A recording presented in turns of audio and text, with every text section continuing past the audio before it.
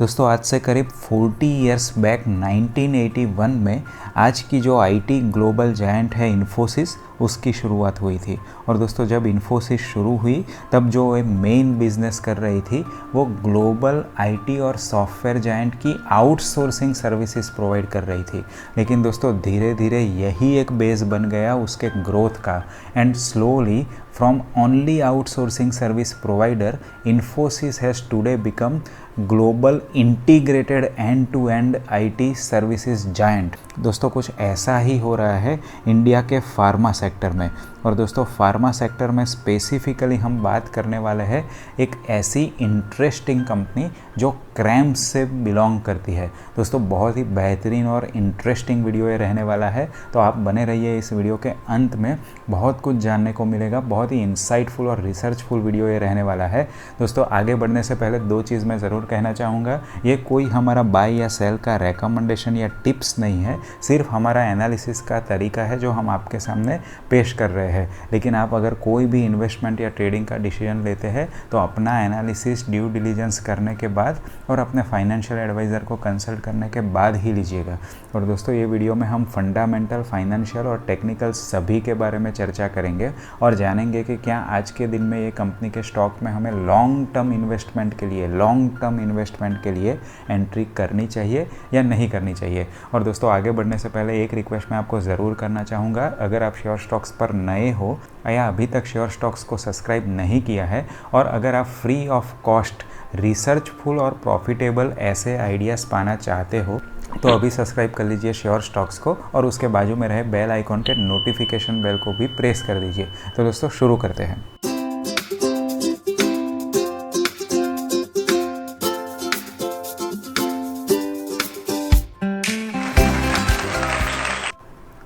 दोस्तों जो हम आज बात करने वाले हैं ये कंपनी का नाम है सिंजीन इंटरनेशनल लिमिटेड। दोस्तों करीब 30 साल पहले 1993 में ये कंपनी की शुरुआत हुई थी और ये अपने आप की फर्स्ट कंपनी थी इंडिया में जो कॉन्ट्रैक्ट रिसर्च प्रोवाइड कर रही थी फॉर फार्मास्यूटिकल सेक्टर। तो दोस्तों ये कॉन्ट्रैक्ट रिसर्च क्या होता है? दोस्तों ये ऐसी सर्विसेज है जो ग्लोबल फार्मास्यूटिकल कंपनीज़ है उनको प्रोवाइड की जाती है। और इस सर्विसेज में क्या रहता है दोस्तों, मैं आपको एक चीज़ बता दूं, जब भी कोई एक पर्टिकुलर ड्रग मार्केट में आती है उसके पहले उसमें 15 से 20 साल की डेवलपमेंट की साइकिल लगती है। यानी सबसे पहले काफ़ी कंपाउंड का असेसमेंट रहता है और उसके बाद उसके clinical trials, animal trials, human trials होते हैं और उसके बाद उसकी मैन्युफैक्चरिंग होती है। तो दोस्तों ये सभी फेसेस में काफ़ी ईयर्स लगते हैं, करीब 15 से लेकर 20 साल लग जाते हैं। तो दोस्तों ये जो ग्लोबल फार्मास्यूटिकल जायंट कंपनीज है उनके पास इतनी ज़्यादा मार्जिन या टाइम की पेशेंस नहीं रहती है, इसलिए ये ऐसी सर्विसेज को आउटसोर्स करते हैं बहुत ही रिलायबल रिसर्च ओरिएंटेड ऑर्गेनाइजेशन को, जिसमें से एक है सिंजीन इंटरनेशनल। और दोस्तों मैं आपको ये चीज़ बता दूं, आज के दिन में ये कंपनी सिर्फ कॉन्ट्रैक्ट रिसर्च ही नहीं कर रही है लेकिन क्रैम्स में है, यानी कि contract research as well as manufacturing of the drug services. दोस्तों ये कंपनी के पास आज के दिन में करीब 5000 का वर्कफोर्स है, जिसमें से अबाउट 90% यानी 4200 साइंटिस्ट है। तो दोस्तों ये हो गई इंट्रोडक्शन ये कंपनी के बारे में। अभी इसका फाइनेंशियल स्नैपशॉट देख लेते हैं। दोस्तों ये कंपनी का शेयर प्राइस आज के दिन में 650 रुपीज़ चल रहा है और इसकी मार्केट कैप है 26,000 करोड़। स्टॉक का आप पी देखेंगे तो थोड़ा एक्सपेंसिव लगेगा, 66 का है। आरओसी और आरओई अच्छा है, 14% आरओसी और 15% रिटर्न ऑन इक्विटी है। सेल्स 2300 करोड़ पर ईयर है और रिजर्व्स भी काफ़ी अच्छा है दोस्तों, 2400 करोड़ का रिजर्व्स है। आप डेट टू इक्विटी रेशियो की बात करेंगे तो बहुत ही मॉडरेट है, मिनिमम है 0.3 का। तो नंबर्स के हिसाब से ये कंपनी में हमको बहुत ही अच्छा फाइनेंशियल्स दिख रहा है। देख लेते हैं कि पिछले कुछ सालों में इसने कैसे ग्रो किया है। दोस्तों अगर हम इसकी सेल्स और प्रॉफिट एनुअल पर नज़र डालें तो आप देख सकते हो 2010 में इसका सेल्स 267 करोड़ था, जो आज यानी 10 साल के बाद 2300 करोड़ हो गया, यानी करीब 9 से लेकर 10 गुना बढ़ गया 10 साल में। आप ऑपरेटिंग प्रॉफिट देखेंगे तो 87 करोड़ से आज के दिन में 710 करोड़, यानी 10 साल में करीब 9 टाइम्स बढ़ गया। नेट प्रॉफिट 30 करोड़ से आज के दिन में 423 करोड़, यानी 14 टाइम्स इंक्रीज़। और दोस्तों इसके सबसे बावजूद हमको एक चीज़ यहाँ ध्यान रखनी पड़ेगी, जो ऑपरेटिंग प्रॉफिट मार्जिन है 30% के ऊपर कंसिस्टेंटली ये कंपनी ने मेंटेन किया है। उसका मतलब ये कंपनी के पास वेरी हाई बार्गेनिंग पावर है, प्राइसिंग पावर है। तो दोस्तों ये बहुत ही इंपॉर्टेंट चीज़ है। हमने देखा पिछले 10 साल में कंपनी बहुत ही अच्छी तरीके से ग्रोथ डेमोस्ट्रेट कर रही है। दोस्तों अभी देख लेते हैं कि ये कंपनी में मेन कॉम्पिटिटिव एडवांटेजेस यानी ट्रम्प कार्ड क्या है। आपने देखा होगा दोस्तों, मैंने एक मल्टी बैगर स्टॉक्स चूज़ करने का फास्ट फॉर्मूला FAST वाला एक वीडियो पोस्ट किया था कुछ दिन पहले, जिसमें FAST में जो बहुत ही इंपॉर्टेंट एस्पेक्ट था T यानी कि Trump card, competitive as of the company. दोस्तों अगर आपने वो वीडियो नहीं देखा है तो मैंने आई बटन और डिस्क्रिप्शन में उसकी लिंक डाल दी है, आप उसको देख सकते हो फास्ट फार्मूला को समझने के लिए। तो दोस्तों देख लेते हैं कंपनी में ऐसा क्या ट्रम्प कार्ड है, कॉम्पिटिटिव एडवांटेज है। सबसे पहला चीज़ है दोस्तों हाई एंट्री बैरियर।